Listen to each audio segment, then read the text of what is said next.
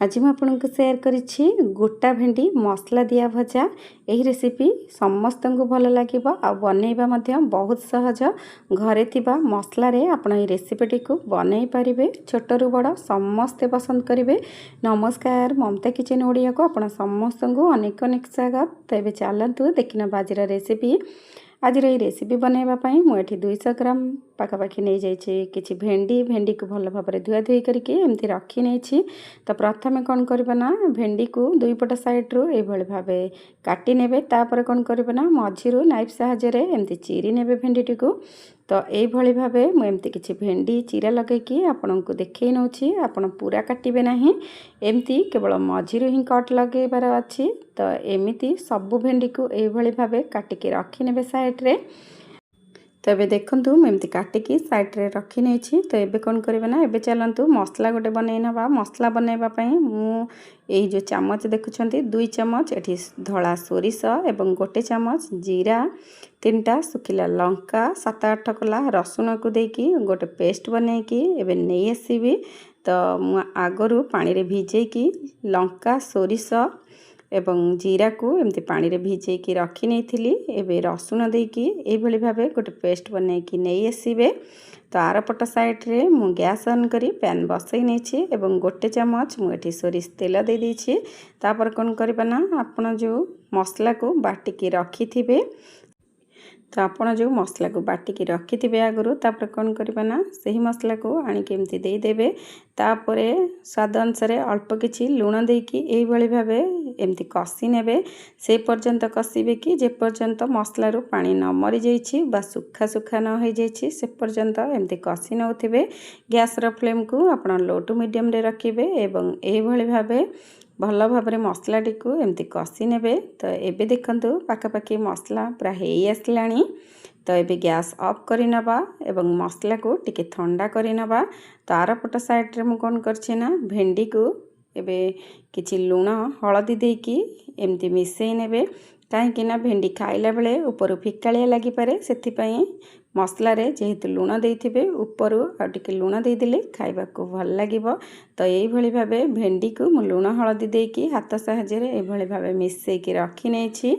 तो एबे कौन करबे ना एबे साइड रे तो मसला ठंडा ही आसीबनी। तापरे से मसला को नेकी कौन करबे ना हाथ साहाय्य रे ए भेंडी रे भरी नेबे।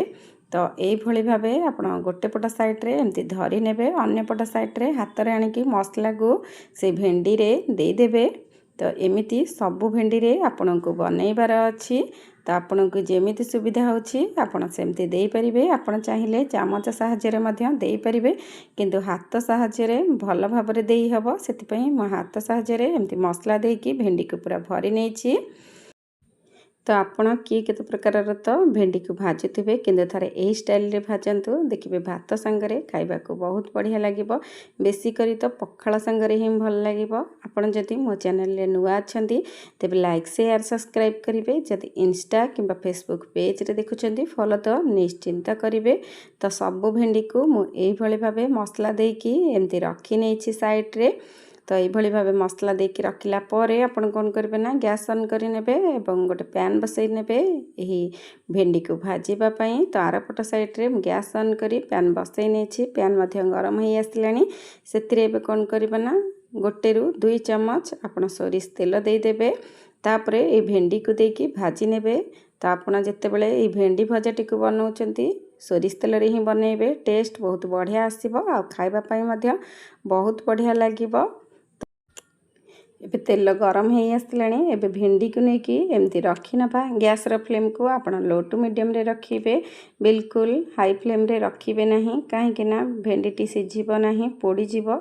सेति पई आपण कोन करिबे ना लो टू मीडियम फ्लेम रे रखिबे एवं कवर करबा किछि भी दरकार नहीं। गोटे पट साइड हेई आसिले आर पट साइड को यही भली भाबे गोटे गोटे करके एमती उल्टे नेबे। तो ओलट पालट करके आपण यही भली भाबे भेंडी टी को भाजी नेबे जेमिति कि 2 पट साइड रो लाल हेकी भाजी हे जिवो। गैस रो फ्लेम को आपण एठी लो टू मीडियम रे रखी थिबे, नले नहीं कौन हम ना भेंडी टी ऊपर पोड़ी जीवो आ मसला भी भितर बिल्कुल भी सिझी नथिबो, खाइबा को जमार भी भल लागिबनी।